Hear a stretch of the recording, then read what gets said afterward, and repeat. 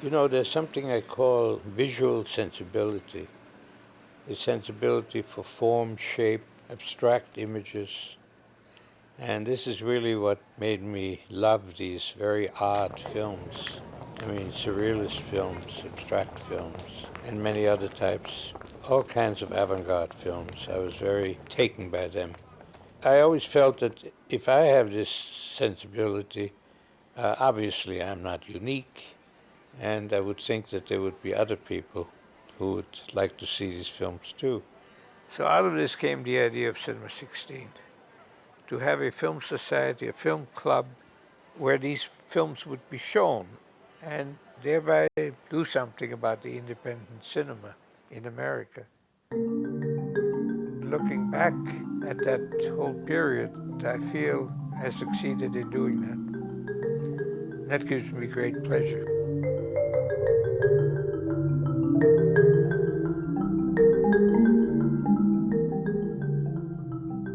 You know, when I think back at how somebody like me came to this whole idea of Cinema 16, a membership club, I have to go back to when I was really a kid in Vienna, because both my parents were quite conscious in their being political.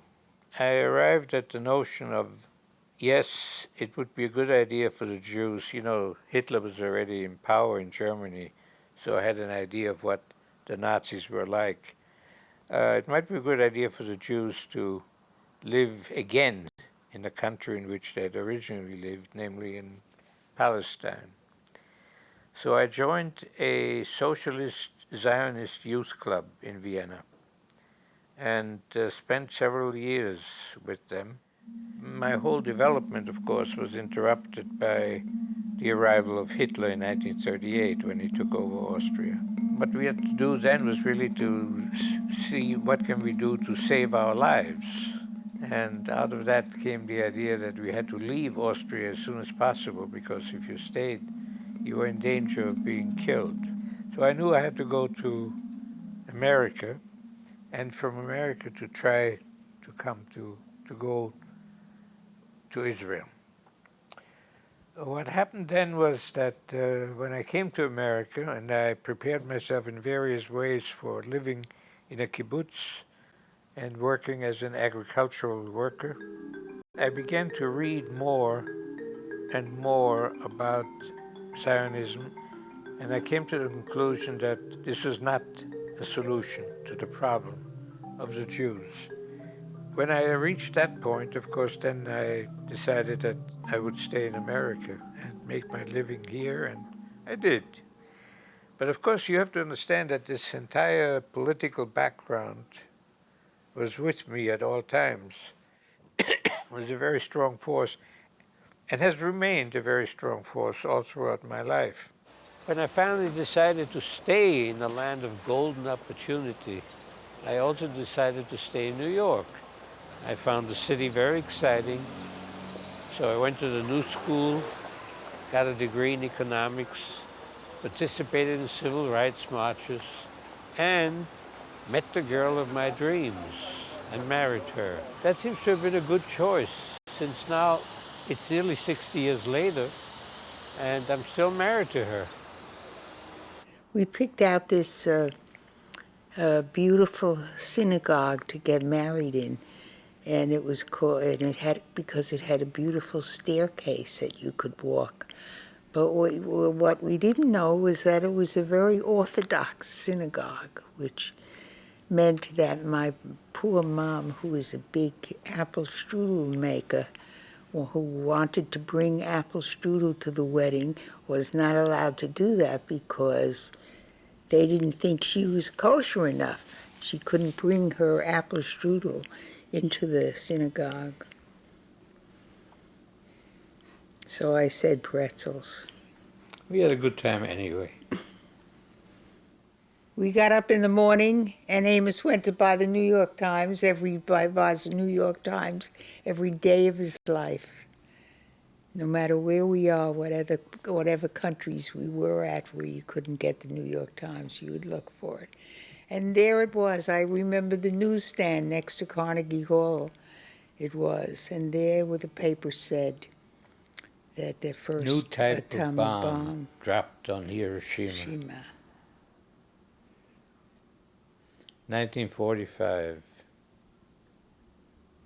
Yep. We are children of our century, our glorious century.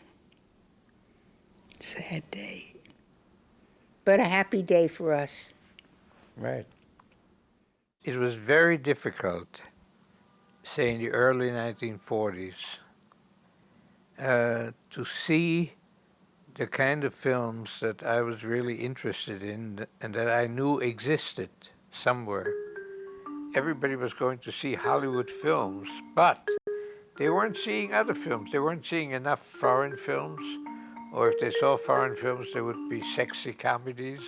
I knew from my reading at the time that there were all kinds of fascinating films there that I really wanted to see, but there was no way for me to see them in New York. There were psychological studies, there were political films, there were experimental films. Even documentaries were not easy to be seen. Don't forget there was no television then. At a certain point the thought came to me, well, why don't I try to get these films myself and find a place in New York to show them? I was very affected, I remember, by Maya Deren, one of the true founders of the American avant-garde. Her films had a tremendous influence at the time on other filmmakers and on critics. And she showed her films at the Provincetown Playhouse, and I went to see them. In fact, my first performance of the Film Society that I founded, Cinema 16, was at the same place at which Maya Deren showed her films.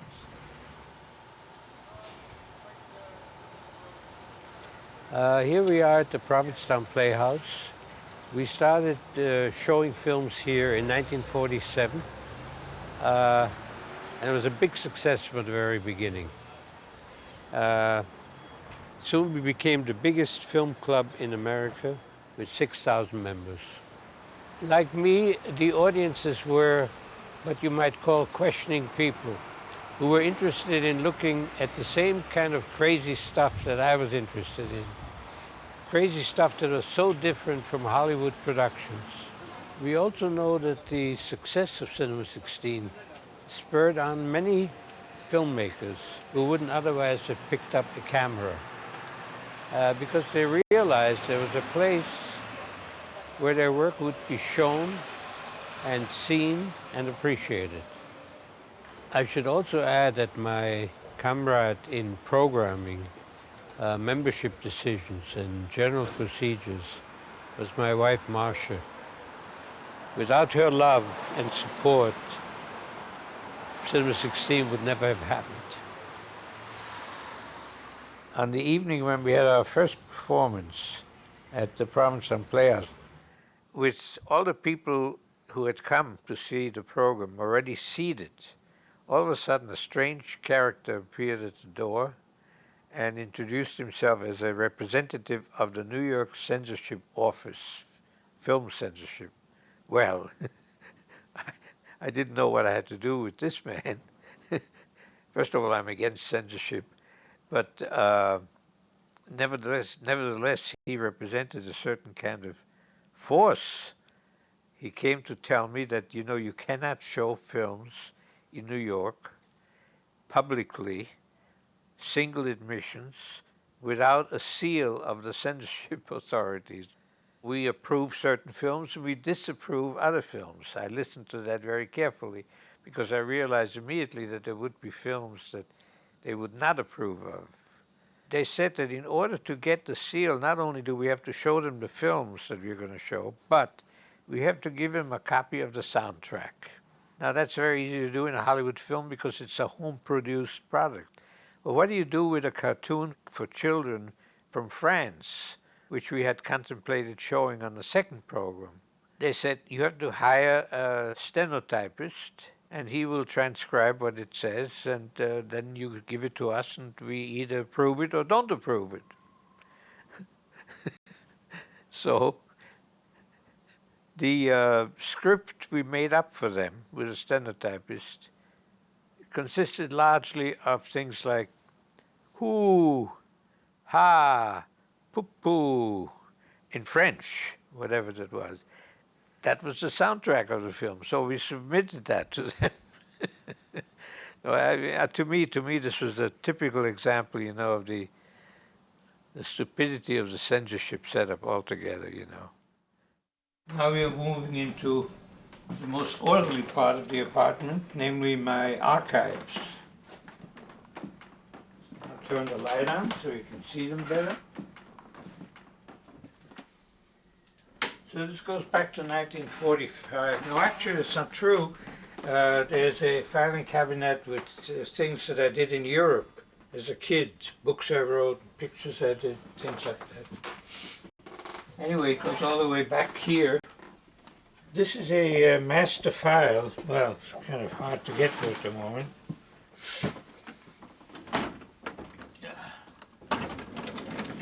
Master file of Cinema 16 materials. Look, this for example was a program number 3 at the Provincetown. We showed several films there. Fragment of Seeking by Curtis Harrington, Seeds of Destiny, an American documentary. Underground Farmers, about ants in equatorial South America.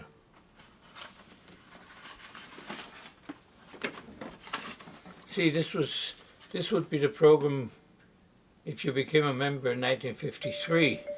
I got a very good artist, Federico was his name, to design these things, because I've always been a great believer in good design.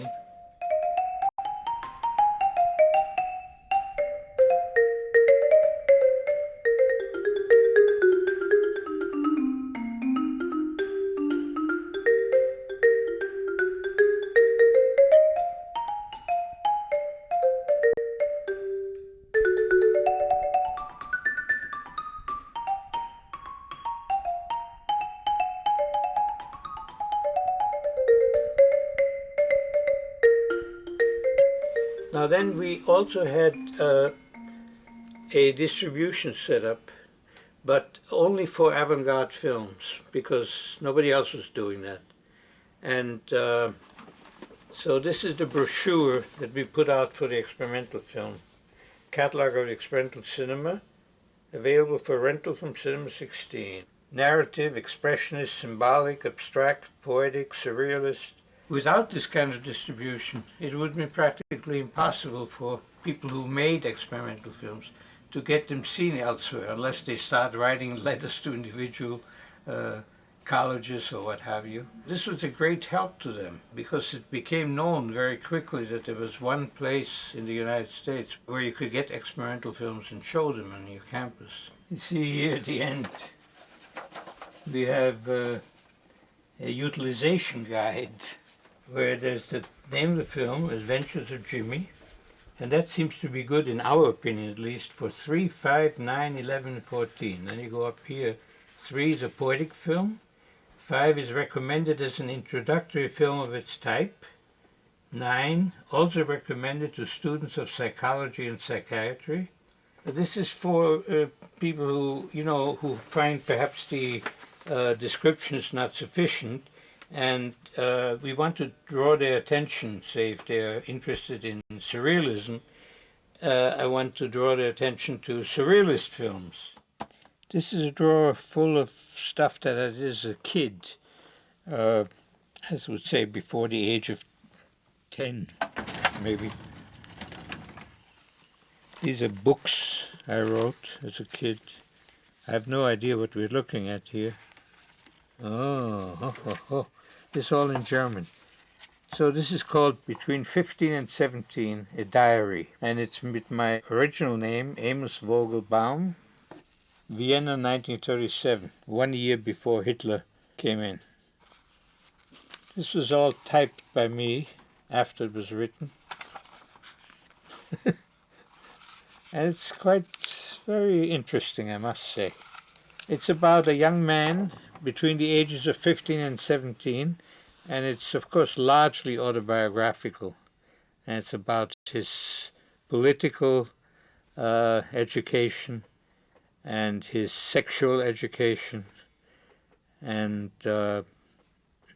has interesting discussions in it, and My Beautiful Girlfriend in Vienna, etc. I'd love to read it again. I haven't read it in many years now.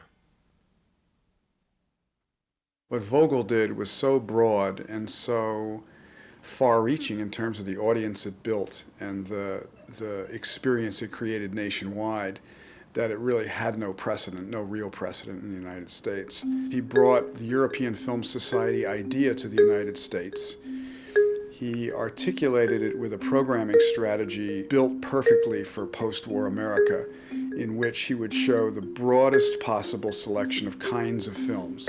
Documentaries, medical films, all kinds of avant-garde film, all kinds of experimental animation, classics that had been forgotten and were no longer seen. And he would put those films together in evening programs of 2 hours or so, in which when you went in, you had no idea what kind of work you were going to see. All you knew was that something was going to happen to you, and that when you came out, you would have food for thought for days.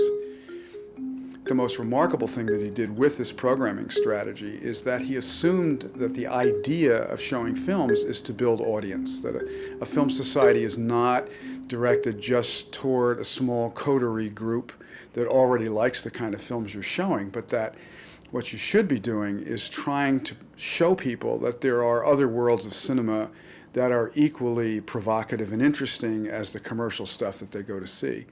I think on some level, his development over time of Cinema 16 was his attempt to create a true community of people who would come together to talk about political issues, to become better citizens, knowing more about the world and more about where they lived, more about each other, and then move back out in the world with this understanding to make a difference. I think he always saw Cinema 16 as an aid to good citizenship in a democracy.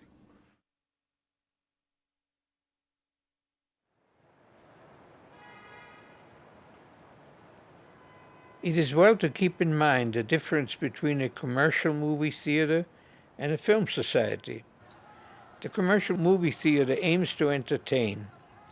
The film society aims to further the appreciation of film and of new experiments in a medium. The commercial theater steers clear of controversy. The film society welcomes it. If the films shown by the film society are entertaining, so much the better.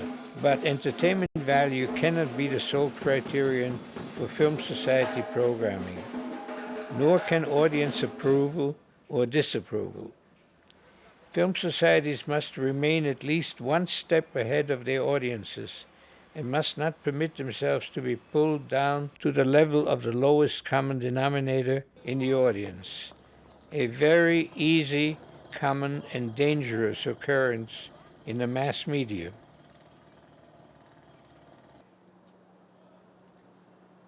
It is a catastrophic fallacy to assume that running a film society involves nothing more than an idealistic concern with good films, coupled with their lackadaisical presentation to willing audiences. On the contrary, the individual brave enough to venture into this troublesome field must be, no matter what the size of the audience, an organizer, promoter, publicist and copywriter, businessman, public speaker, and artist.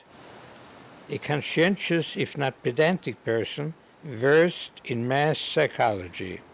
He must have roots in his community, and he must know a good film when he sees it.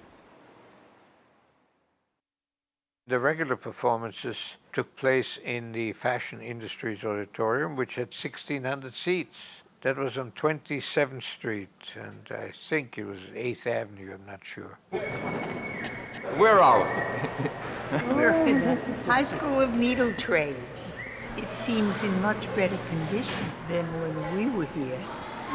The auditorium was called, was part of the Central Needle Trades High School. The name has been changed now. It's the Fashion Institute High School? Fashion Industries. The Fashion Industries High School. That's been changed. Basically, it's the same auditorium with structural differences, add-ons or subtractions. This is where we had our Cinema 16 screenings for a period of about, 15 years. We started in 40, here we started in 48. We had been at different places beforehand. But this became the main place where we showed our films.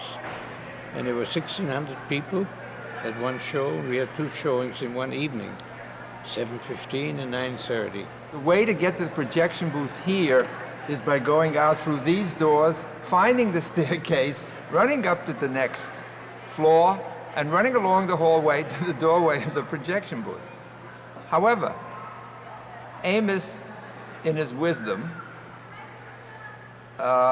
established the fact that we had an intercom. Rigged up a system. An intercom, which we could speak to the projectionist. You could speak to However, him. there was a danger in that. If it was a silent film and we spoke to the projectionist, everybody would hear us. So we rigged up another thing, an ancillary help, a buzzer system, which we buzzed very low.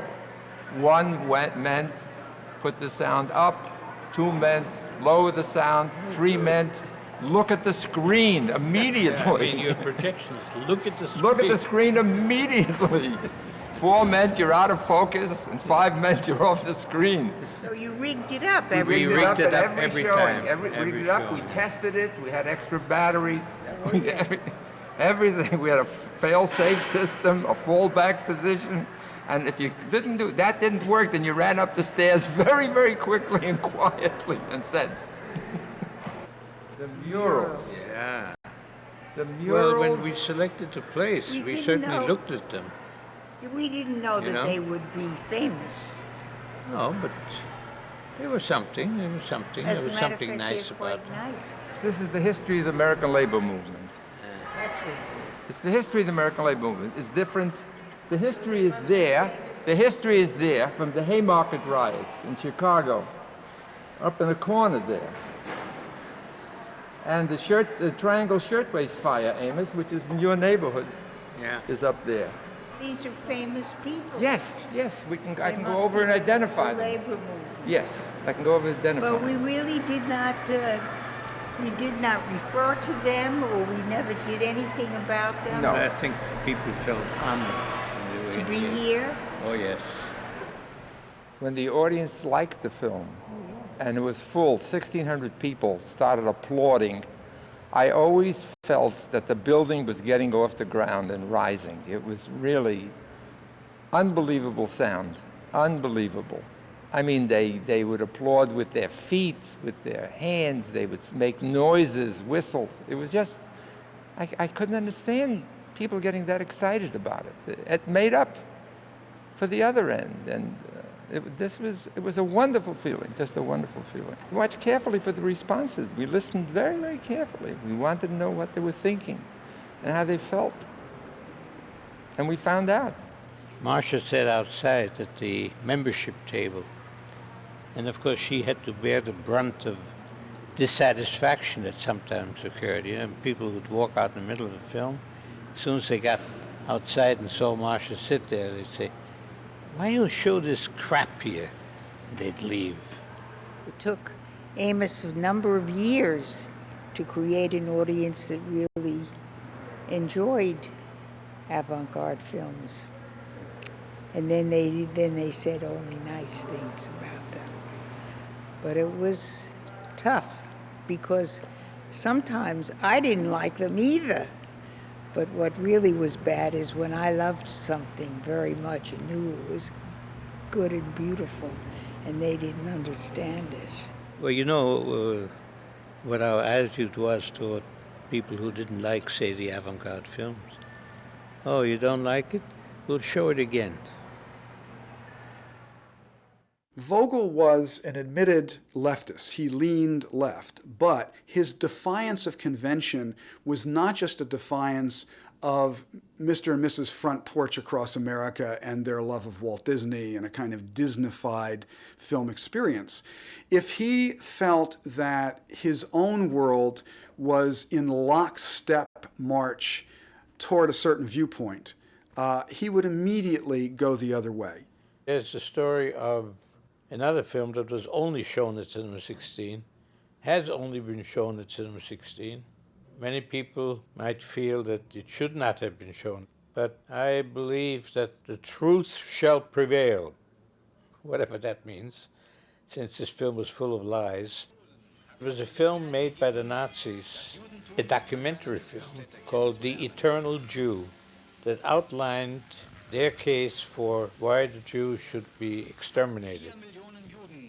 The film was a Nazi propaganda film, which the Nazis decided that the German people must see, because it told them how they should think about the Jew. The Jew was dirty, filthy, ugly, and a threat to the country. They would show a Jew with a beard, and the next thing, they'd shave him. They showed what the hook nose meant. They showed how they lived in dirt. It was the most horrible expression of anti-Semitism. It was shocking. And Amos said, let's show it. I saw this in Europe, and I decided that I had to show this film here, because I think that even when the message of a film is evil, if it represents the ideology of a particular political group, in fact, one that was strong enough to not only take over a country, but started the World War, that it was important to show it. So I arranged to get the film to be sent here to me.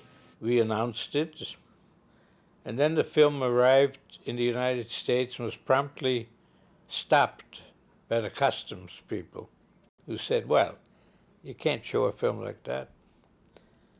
Well, we had some civil rights lawyers, and we went in well prepared, and we said, you know, it's a membership group, it's not even subject to the New York State censorship law.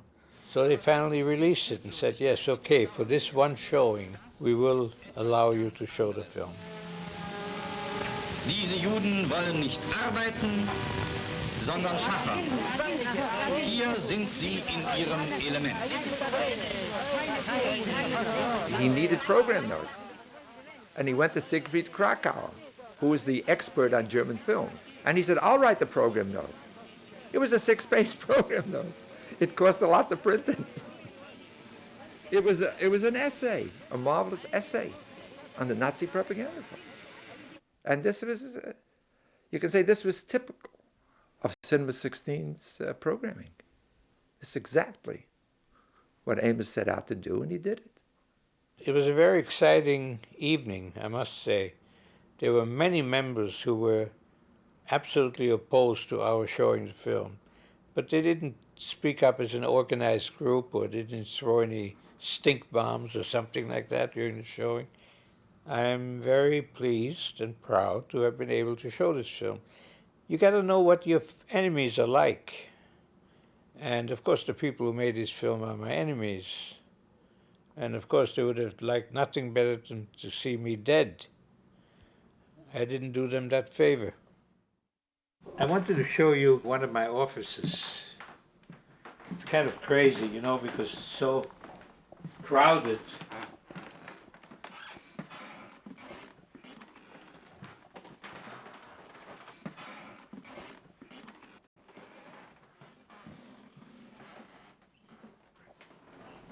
Because I think it shows you something about me, really. It's not an ordinary kind of office, I guess. I'm a picture man, after all. So here's my home picture album. This is a very important part of my life, I must say, because this is something that has been built up, you know, over the years. And I guess it represents something about me. There's no doubt about that. This is Checkpoint Charlie in Berlin. These are some of the leaders of the 60s in the United States. They were important to me. This statue came from Mexico, and there's one arm missing already, and the other one is damaged, but still an imposing presence, I think. John Ehrlichman and H.R. Haldeman. They are people who I disliked intensely, and I think if you look at them carefully, you might see why I disliked them. This is a important statement made by a German writer, post-war writer. Be uncomfortable. Be sand, not oil, in the machinery of the world. I like that very much. It's a very important statement as far as I'm concerned. And that's what I try to do at Cinema 16 and throughout my life, in my teaching and in my writings. In short, I guess I have to confess that I've remained a radical. Here's something interesting, in relation to what I told you about Zionism and my being a Zionist at one time. This picture upset me very much. It's an Arab man and his son who are under attack by Israeli military. And the kid is very frightened, so is the father. And then there's a later photograph here. The father is okay, he's wounded, the son is killed. I don't like that picture. There's Mussolini playing a violin. I think he liked killing people better. This is Egon Schiele, a painter whose work I like very much. This man speaks for himself. This is a Vietnamese. The picture is as damaged as he is. He has been exposed to a firebomb. I was not very happy about the war in Vietnam, as you can imagine. This is a beautiful picture. I don't know by whom anymore. Very peaceful, very nice. This is Freud, one of the central figures of our century. I don't entirely agree with everything he came up with, but he's a very profound man, and I have read a lot of his books. Oh my God, that fly. This little fly, which is tremendously enlarged, of course. This was made either by God, I don't know who that is, and I don't know, what to do about him, or it was made by nature. But anyway you look at it, it's a fantastic achievement, to have something like that in a tiny little animal. And then it's another fantastic achievement that we human beings have been able to produce machines and mechanisms that take this kind of photograph. Now there's something here that shows you an interest I have, a very special interest in cosmology, the cosmos. I'm fascinated by it. And these are pictures that I got directly from NASA. This is the famous spot on Jupiter. And this thing looks like as if it was an illustration drawn by somebody. But it's real, that's what you see. I hope on my next trip to the universe I'll see these in person. And here we have, by the way, the most meaningful of all the pictures on this wall, to me. And it's a picture that's full of mystery. And I don't know why it's meaningful to me. But it explains, I think, to some extent also my interest in avant-garde films. The door opening, a hand, the light around the hand, and it's obviously a mystery. But to me it speaks very fully and very strongly.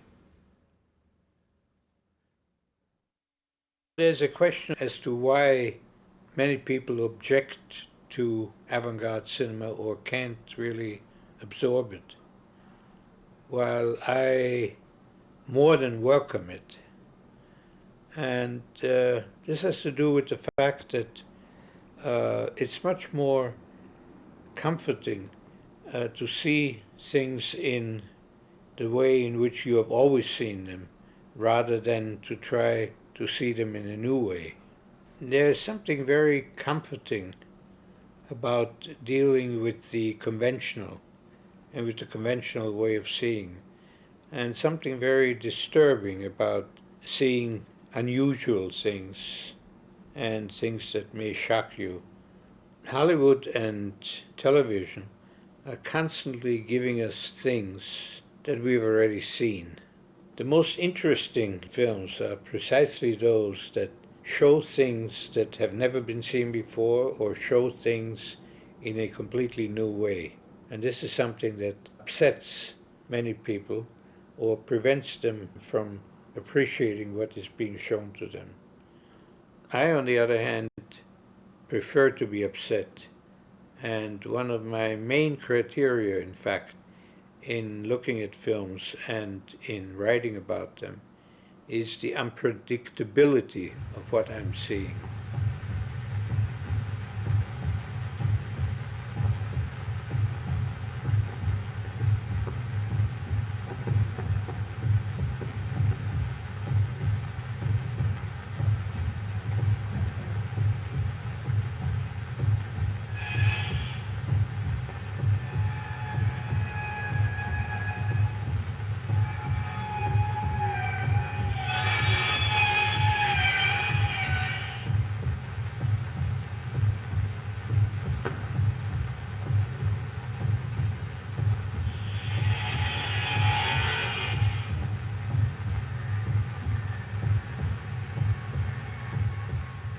Cinema 16 rises to prominence simultaneously with the most conservative moment probably in modern American history.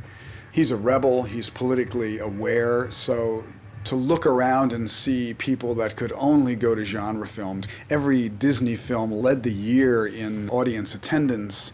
I mean, for him that was appalling. For that to be the whole ball game was ridiculous. And I think what united all the stuff he showed was this interest in critiquing what he saw in commercial cinema, subverting the kind of audience that commercial cinema had built. Ah, yes, popular culture.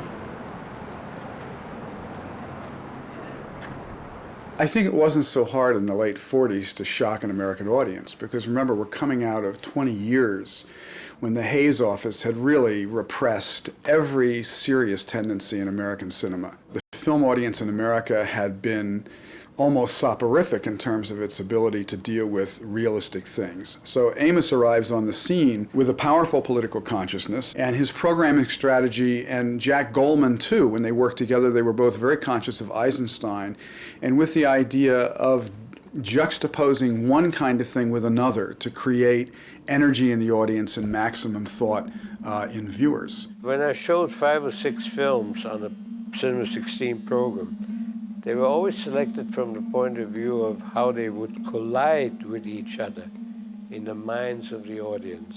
On one program, there would always be perhaps an abstract film, scientific film, avant-garde film, and a political documentary. Because my intention at all times was to subvert audience expectations by showing such diverse and different films on one and the same program. A lot of the lure of Cinema 16, especially during its early years, was that it was the only place where you could see anything that would be censored in the commercial population. And I think what's interesting is when Amos came to do film as a subversive art, it's exactly the same strategy. When you look through that book, he's showing you all the things that in normal academic books or in normal popular culture magazines, movie magazines, you would never be able to see. Many of the films I showed at Cinema 16 and the films discussed in this book show reality in ways that we have not previously anticipated. And this is how I use the word subversive. Anything that changes or undermines previous ways of thinking and feeling. Subversive art makes you look at things in a new and very different way. It disrupts, it destroys, and thereby it builds up new realities and new truths. I think that's very wonderful and very exciting. One of the interesting things that often gets lost when we talk about Cinema 16, because we focus on the major directors that Amos premiered or the powerful films that knocked people out, was his commitment to science films. Amos knew that science films, in the context he would present them in, would simultaneously function in the way they were meant, that is, as informational science films, but would also be seen by this audience as having other kinds of resonances that they could never have within a classroom. I think one of the interesting things is to see what at one time felt like an educational movie, which now can, for many viewers, seem like a comedy. that depending on when you see something and where you see it, its meaning completely changes. Amos was very aware of this, I think.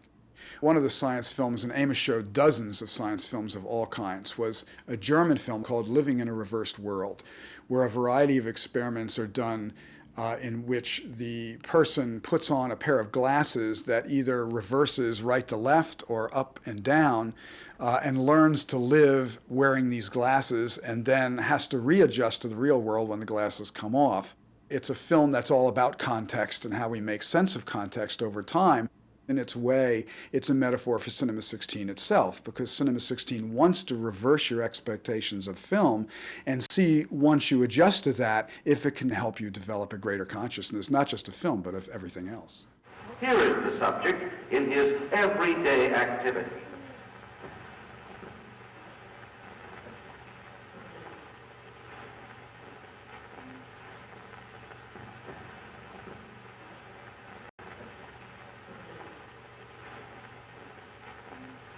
But he does not give up. From the very beginning, he tries to practice. One has to learn to see the hand where one feels it, and also the whole body as represented by a shadow image.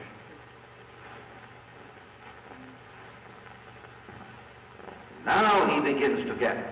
For the ball, exercises like these are the road to success. And then, of course, there was a film by Alexander Hammett and his then wife, Maya Deren, The Private Life of a Cat, documentary about a cat family, he and she, how they love each other, and how she then gives birth to little kittens, one after the other, with close-ups and what have you.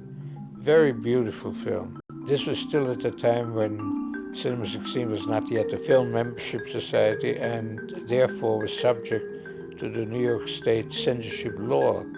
And of course, when they saw that film, our beloved censors, I'm glad they're all gone, they said that this film cannot be shown because it's obscene, because it showed the birth of kittens. Isn't that ridiculous? So we showed it then later on when we had the Film Society, and of course it was a big success.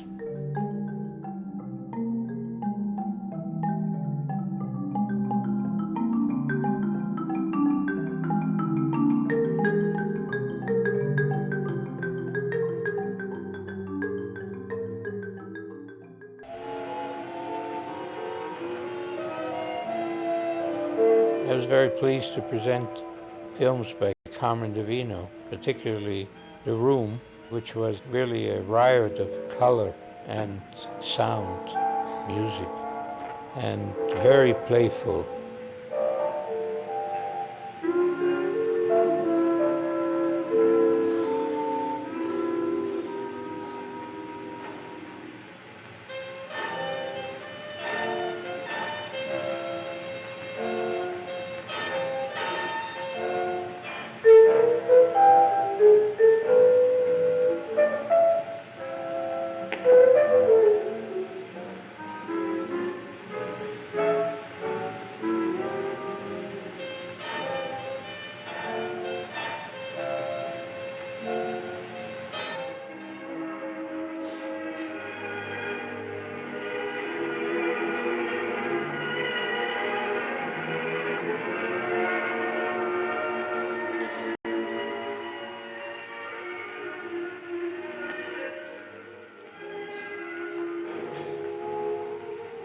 In a deserted street, we come across this child. Our guide tells us that she has been lying there for the past 3 days, but no one seems to know what her ailment is.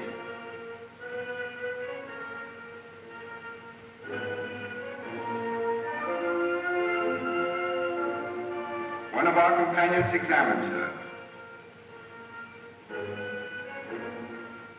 The child's throat and tonsils are terribly inflamed, but unfortunately we can do nothing about it. 2 days later, they told us that the child had died. And then we showed Ouija's New York. Ouija was a very famous press photographer. He looked like he came out of Hollywood. A long coat, an old cigar in his mouth, and a Rolex camera, a big one, in his hand. All of a sudden, he got a film camera. And he went wild. When we met, he showed me his film, which I loved from the very beginning. The only thing was I felt it was somewhat too long and contained sequences that didn't really contribute to the success of the film. At which point, I didn't say this to him, but at which point he said to me, you know, I think this film is too long and I've tried to edit it and I can't. I just don't know anything about editing. Would you like to try it? So this became the first and the only film in my lifetime in which I exercised my talents as an editor, which I'd never done before and haven't done since. I took out entire sequences and showed him the film as I thought it would be best. And he was absolutely enthralled. He said, oh, this is wonderful. I could never do it. I'm so happy that you've done it for me. Thank you very much.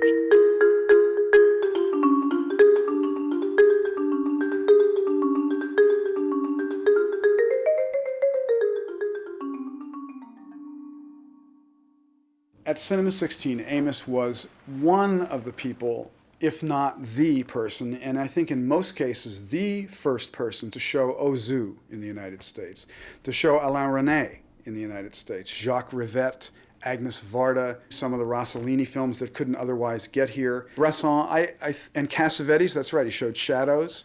He's never made a distinction, by the way, between experimenting in commercial film and experimenting in other ways. He's as deeply respectful of Chaplin or of Keaton as he is of Stan Brakhage. For him, whoever is experimenting and confronting the status quo is interesting. We also had events with well-known Hollywood or mainstream directors when there was a film that we felt was worth showing. And I remember, of course, Hitchcock. He had agreed, yes, he would be happy to appear. He's working on a new film, and he wants to show 2 reels of it. The night of the show, and of course the theater was packed, you know, everybody was there. He came in a chauffeur-driven car, no less, and he met me in the lobby, and he said, you know, I told you that we would bring 2 reels of the film I just finished, The Man Who Knew Too Much, but instead I brought the entire film. Is that okay with you? What do you think I said? Yes, it's okay with me. Then he not only showed the entire film, he answered all the questions from the audience religiously and beautifully, and it was really one of our most successful evenings, I think. Cinema 16 got many of its members from advertising in the Sunday New York Times. Of course, it was the costliest place to advertise, but we got the largest amount of members from it. And I wish we would have gotten the same response from the people who ran the film department of the New York Times. But that wasn't so. The critic of the New York Times at that time was Bosley Crowther. And he was like the most important critic in New York City. We were always waiting and hopeful that Bosley Crowther would wake up and smile at us by giving us a column, a notice, a recognition that he would attend one of the showings and react. We sent him a press pass. We wouldn't let him in without a press pass. We'd let him in if we'd come naked, we'd let him in, because we needed him. He didn't show. We did not exist. I sent all the releases to him that I sent to everybody else, all the information. The Times did not do anything and never had a review of any film. I think this is a very interesting comment on cultural affairs. I also have no doubt that if they had really handled this properly, that Cinema 16 could have existed much longer than it did. We ran into difficulties, mainly financial difficulties at the end, even though we had so many members, but our expenses had gone up as well. I made a fund drive where I tried to get some extra money, And that worked, but it worked in a very minimal fashion. It was not enough. Now, if we had had that many more members, we could have continued to exist. And then, of course, film history, or at least my film history, would have been different, because if Cinema 16 had continued, I would not have become the founder and first director of the New York Film Festival. So that's the way it goes. Cinema 16 ended for several reasons, one of which was its own success. Because Cinema 16 created an audience for European art film, because it proved to audiences that all nudity was not pornography, that you could look at films as art in the same way that we look at painting as being able to represent things that we don't see in conventional life. Other theaters opened up to show art films. There were suddenly avant-garde screening rooms. Censorship laws were being done in. It was a financial matter. Vogel was adamant that he not take money from any institution. He thought government sponsorship brought with it inevitably a certain kind of control. He wanted the audience to provide the money so that he could provide them with a service. He wanted to be truly free to choose the films he thought his audience would be interested in, and the only way he would know that he was successful is if the audience came back and paid for the experience of seeing the films. At the moment when that no longer was financially possible, Cinema 16 ends.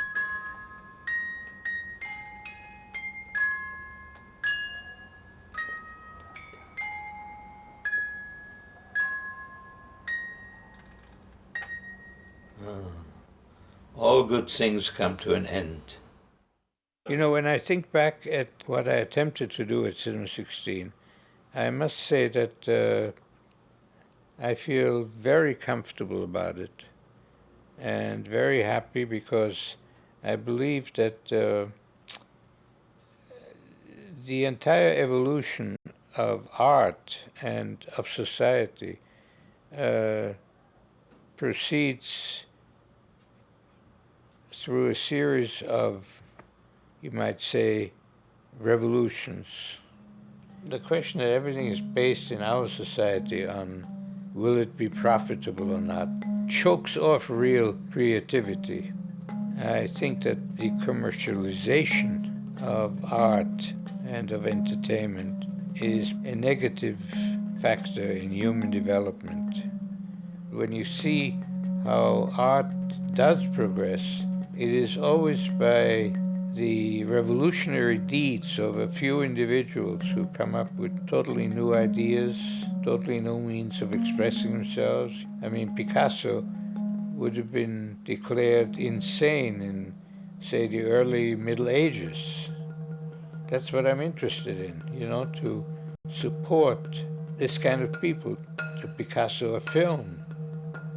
I believe that everything that Cinema 16 attempted to do in those days remains as valid today as it did when I first started.